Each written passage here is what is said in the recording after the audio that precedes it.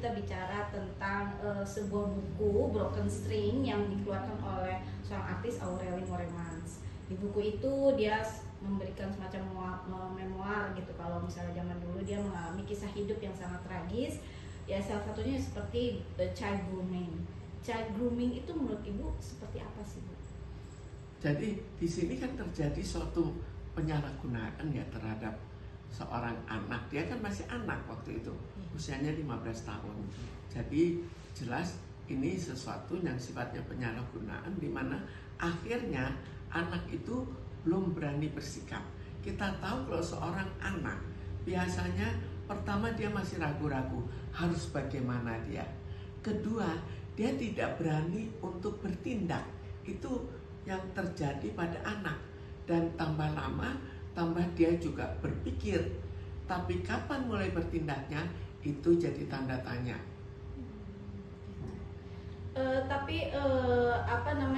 Seorang anak ketika mengalami child grooming itu kan ada orang tuanya ya, Bu ya. Maksudnya kenapa dia sampai tidak bisa memberitahu keluarganya gitu, saking ketakutannya dengan hal itu. Ini kan terjadi karena bukan dari orang tua ya, dari pihak luar, dari orang-orang dekat pacarnya. Kan waktu itu umur 15 tahun kan dia sudah menikah kan waktu itu. Jadi dengan sebenarnya pernikahannya juga pernikahan yang masih dipertanyakan ya gitu, benar-benar menikah atau bukan, karena dia juga waktu itu kan nggak ngerti. Nah, kenapa anak itu dia tidak berani, maksudnya untuk speak up kepada ibunya itu sendiri? Sekarang kita belum tahu kenapa menikah usia muda. Apakah itu dorongan orang tuanya, atau hubungan dia dengan orang tuanya, dengan orang tuanya kurang dekat sehingga kurang berani berbicara, atau barangkali terlalu banyak mendukung suaminya. Karena seorang suami terkadang itu di depan baik padahal di belakang lain. Dan kalau orang tuanya sifatnya lebih banyak mempersalahkan anaknya, maka anaknya otomatis tidak berani berbicara. Jadi kita belum tahu ada apa dengan orang tuanya. Oke, Bu, ini yang saya mau tanyakan. Dia menuangkan sebuah karya lewat buku. Akhirnya dia berbicara tentang dari hati ke hati lewat buku ini. Apakah ini karena ada dukungan dari sang suami atau dukungan dari mana sehingga dia bisa mencurahkan isi hatinya itu melalui buku ini, Bu? Dengan bertambahnya usia, seseorang itu lebih berani bertindak. Dia selama itu juga berpikir, aduh saya sengsara, bagaimana, apa yang harus saya lakukan. Dan pada suatu saat mungkin dia berpikir, oh saya mau mengungkap karena mantan suami saya keterlaluan. Apalagi di sini kan ada suami baru. Barangkali suami barunya itu mendukung sekali dan justru mendorong untuk akhirnya mengekspos apa yang terjadi. Jadi ini harus kita tanya kembali pada orangnya. Oke, Bu. Setelah sekian lama, setelah belasan tahun akhirnya dia berbicara, tapi dia tidak menginginkan untuk mantan suami, menyebutkan atau menginginkan mantan suami ini untuk dijerat hukum atau dipidana atau seperti apa yang dia cuma menceritakan bahwa kisah ini adalah suatu kisah hidup saya, suatu gitu. Sekarang bisa dibayangkan ya, kalau misalnya dia mengutarakan nama suaminya, apakah nanti akan digugat oleh suaminya? Itu pemikiran dia ya. Tapi di samping itu, kalau misalnya dia tidak memberitahukan nama suaminya, apa bukan otomatis terbongkar inilah suaminya, itulah orangnya. Jadi barangkali dia main lebih aman. Apalagi kalau melihat bahwa suami yang baru, orang barat, barangkali dia lebih main aman. Bu, tentang psikis yang dialami di umur 15 tahun dari suaminya yang pertama ini ya.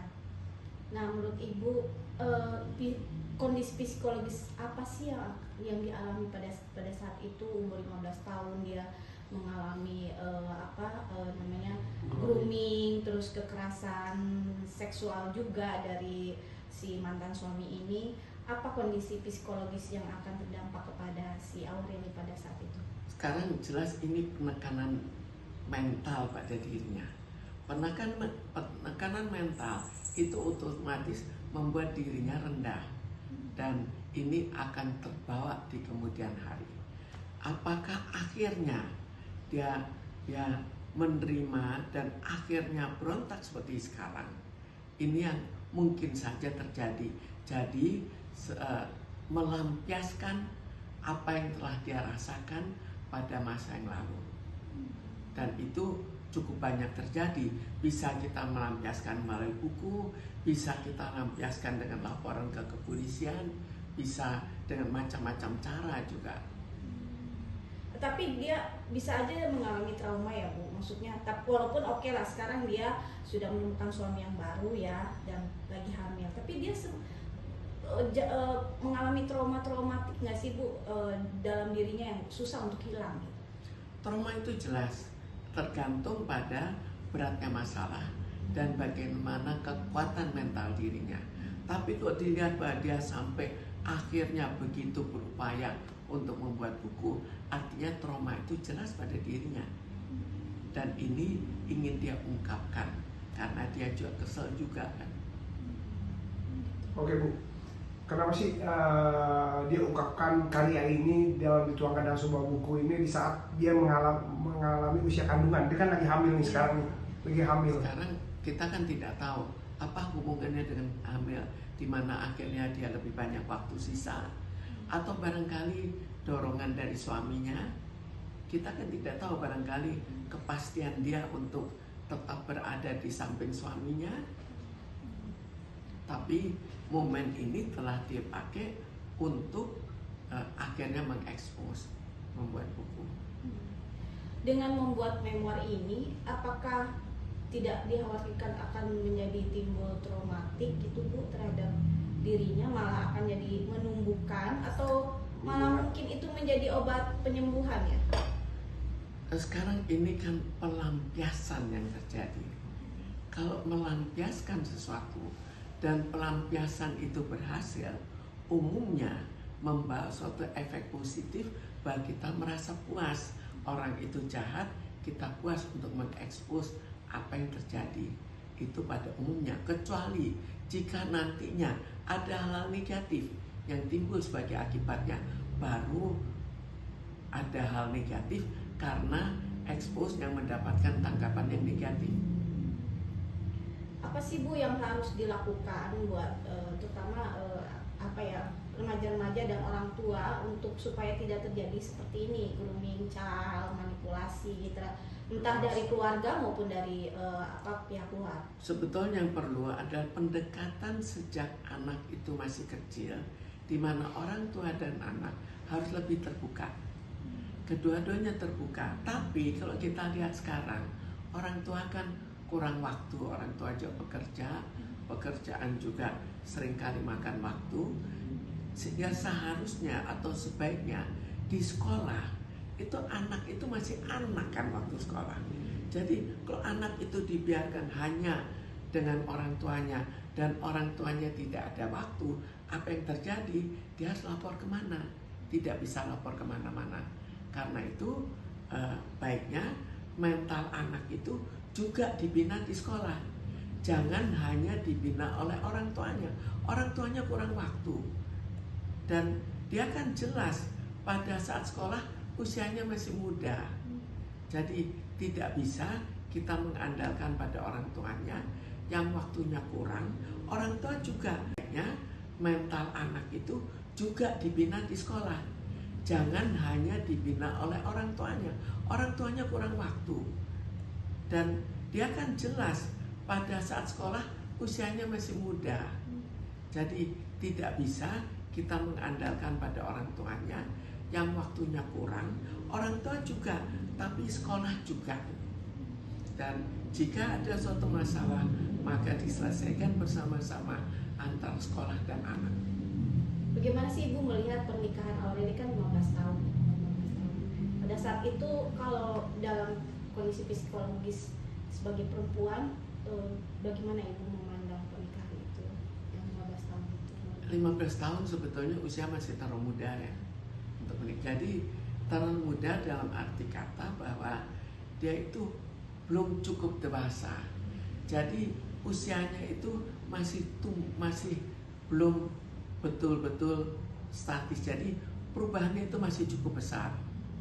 Jadi kalau dia menikah pada usia muda, apa yang dia harapkan, bagaimana suaminya, mengharapkan suaminya bagaimana, atau setelah sekian tahun itu berubah, berbeda, dan perbedaan itu membuat dia mungkin kecewa. Oh, saya dulunya ingin suami yang begini, setelah sekian tahun ingin suami yang begitu, kemudian kok suaminya tidak yang seperti yang diharapkan. Tapi itu nggak masalah sebenarnya ya Bu, maksudnya dalam pandangan dalam pandangan hukum kita sudah cukup nggak sih Bu, atau dalam pandangan kondisi psikologis itu sah nggak sih Bu menurut Ibu gitu? Sebetulnya kita sah secara apa? Secara hukum kan belum sah 15 tahun. Secara psikologis itu sebetulnya juga belum cukup dewasa. Walaupun mungkin ada perkecualian di mana pada usia sekian ada orang yang sudah matang jiwanya, tapi umumnya belum matang, jadi juga belum dewasa, dan akhirnya masih berubah, kepribadian belum menetap. Dengan di umur 15 tahun masih muda menikah terus mendapatkan child grooming dari suami, kekerasan gitu, suatu saat apakah itu akan meledak, maksudnya di umur-umur yang mungkin mendekati tua gitu, apakah itu tidak dikhawatirkan mengganggu kondisi dia ketika sudah umur-umur tua gitu Bu? Ya, sekarang dia sudah punya suami baru. Suami baru ini sangat menentukan apakah suami baru ini sikapnya berbeda, dan akhirnya dia merasakan bahwa inilah seharusnya seorang suami. Karena pada usia 15 kemudian dia terus-menerus diperlakukan secara tidak baik, dia kan masih ragu-ragu apakah pada orang-orang lain itu demikian. Karena itu perlu adanya suatu pandangan lain, pandangan dari orang tuanya yang ternyata komunikasinya diduga kurang bagus, tapi juga mungkin pandangan dari guru, di mana seorang guru itu bisa memberikan pengarahan juga sehingga tidak sampai berlarut-larut penganiayaan yang terjadi pada dirinya. Dan ini kan menjadi perhatian seluruh ini ya, maksudnya masyarakat ya. Artinya bahkan seorang artis saja mengalami gitu ya. Menurut Ibu apakah ini momentum yang bagus untuk misalnya kita menginginkan undang-undang pernikahan, undang-undang perempuan, atau menggalakkan seperti apa sih pernikahan yang baik, terus child grooming itu harus ada. Menurut Ibu momentum seperti ini bisa digunakan? Sekarang kalau diberitahukan apa yang baik, apakah suaminya mau mengikuti? Jadi perlu adanya suatu tempat di mana orang ini bisa berkonsultasi, tapi bukan hanya bisa dan memaksakan berkonsultasi, tapi ada juga orang yang siap untuk menerima konsultasinya. Dan yang paling mudah sebetulnya di sekolah, karena di sekolah kan sehari-hari kelihatan tingkah lakunya. Sampai dia akhirnya melakukan hipnoterapi. Menurut Ibu apakah itu sesuatu yang terapi yang baik untuk Aureli saat ini yang mengalami hal-hal seperti itu? Sekarang kita lihat hipnoterapi itu berhasil atau tidak. Pada banyak hal terapi itu ada suatu perbaikan sampai seberapa jauh itu harus kita lihat. Dia bisa saja melakukan terapi yang lain, dia bisa juga psikoterapi. Sekarang tinggal apakah cocok untuk dirinya, cocok dalam arti materi yang disajikan, bukan tipe terapinya, terapi saja, tapi cara berkonsultasinya, cara melakukan hipnoterapinya. Mungkin saya nggak tahu apakah menurut Ibu itu hipnoterapi itu hampir sama nggak sih Bu dengan terapi-terapi psikologis, psikiatri? Sebenarnya itu salah satu jenis ya, salah satu jenis, tinggal cocoknya kemana orang itu. Dan juga bukan hanya yang oralnya, tapi pelaksananya bagaimana. Itu biasanya mungkin kalau apakah Ibu juga mengetahui sedikit gitu tentang terapi hipnoterapi ini? Ya, jadi itu kan melihat dari biasanya melihat dari segi masa kecilnya yang sebetulnya dianggap sudah terjadi penekanan di bawah sadar. Nah itu diungkap kembali, dibuka, dan kalau berhasil dibuka bisa saja berhasil mengatasi. Berhasil sampai seberapa jauh itu kembali lagi, ada berhasil sedikit, ada yang berhasil banyak. Mental anak itu juga dibina di sekolah. Jangan hanya dibina oleh orang tuanya. Orang tuanya kurang waktu. Dan dia kan jelas pada saat sekolah usianya masih muda. Jadi tidak bisa kita mengandalkan pada orang tuanya yang waktunya kurang. Orang tua juga, tapi sekolah juga. Dan jika ada suatu masalah, maka diselesaikan bersama-sama antar sekolah dan anak. Bagaimana sih Ibu melihat pernikahan Aureli kan 15 tahun. Pada saat itu kalau dalam kondisi psikologis sebagai perempuan, bagaimana Ibu memandang pernikahan itu yang 15 tahun itu? 15 tahun sebetulnya usia masih terlalu muda ya untuk menikah. Jadi terlalu muda dalam arti kata bahwa dia itu belum cukup dewasa. Jadi usianya itu masih belum betul-betul statis. Jadi perubahannya itu masih cukup besar. Jadi kalau dia menikah pada usia muda, apa yang dia harapkan? Bagaimana suaminya, mengharapkan suaminya bagaimana? Atau setelah sekian tahun itu berubah, berbeda. Dan perbedaan itu membuat dia mungkin kecewa. Oh, saya dulunya ingin suami yang begini, setelah sekian tahun ingin suami yang begitu, kemudian kok suaminya tidak yang seperti yang diharapkan. Tapi itu nggak masalah sebenarnya ya Bu, maksudnya dalam pandangan dalam pandangan hukum kita sudah cukup nggak sih Bu, atau dalam pandangan kondisi psikologis itu sah nggak sih Bu menurut Ibu gitu? Sebetulnya kita sah secara apa? Secara hukum kan belum sah 15 tahun. Secara psikologis itu sebetulnya juga belum cukup dewasa. Walaupun mungkin ada perkecualian di mana pada usia sekian ada orang yang sudah matang jiwanya, tapi umumnya belum matang, jadi juga belum dewasa, dan akhirnya masih berubah, kepribadian belum menetap. Dengan di umur 15 tahun masih muda menikah terus mendapatkan child grooming dari suami, kekerasan gitu, suatu saat apakah itu akan meledak, maksudnya di umur-umur yang mungkin mendekati tua gitu, apakah itu tidak dikhawatirkan mengganggu kondisi dia ketika sudah umur tua gitu Bu? Ya, sekarang dia sudah punya suami baru. Suami baru ini sangat menentukan apakah suami baru ini sikapnya berbeda, dan akhirnya dia merasakan bahwa inilah seharusnya seorang suami.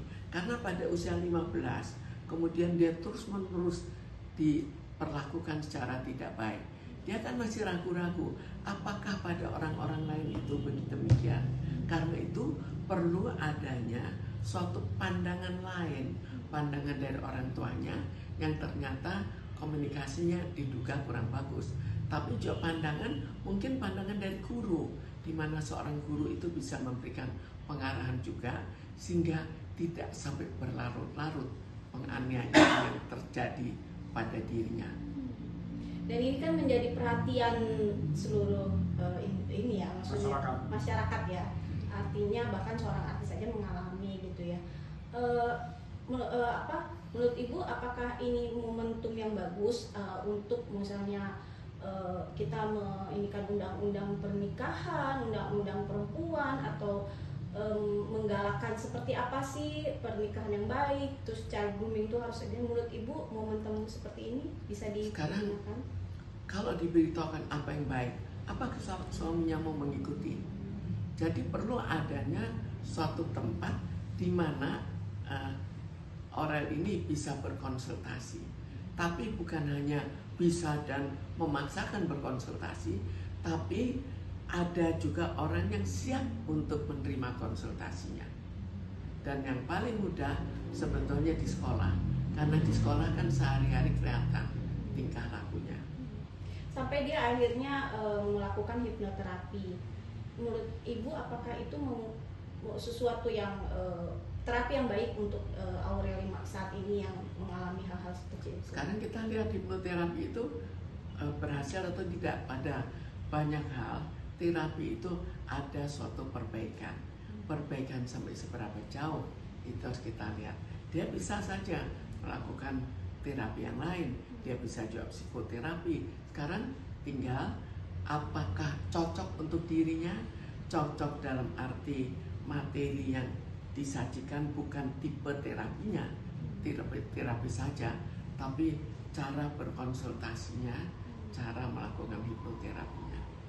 Mungkin saya nggak tahu, apakah menurut Ibu itu hipnoterapi itu hampir sama nggak sih Bu dengan terapi-terapi psikologis, psikiater yang Sebenarnya lain? itu salah satu jenis ya, salah satu jenis, tinggal cocoknya kemana orang itu. Dan juga bukan hanya yang Aurelnya, tapi pelaksananya bagaimana. Itu biasanya, maaf mungkin kalau apakah Ibu juga mengetahui sedikit gitu tentang terapi hipnoterapi ini? Ya, jadi itu kan biasanya melihat dari segi masa kecilnya yang sebetulnya dianggap sudah terjadi penekanan di bawah sadar. Nah itu diungkap kembali, dibuka, dan kalau berhasil dibuka bisa saja berhasil mengatasi. Berhasil sampai seberapa jauh itu kembali lagi, ada berhasil sedikit, ada yang berhasil banyak.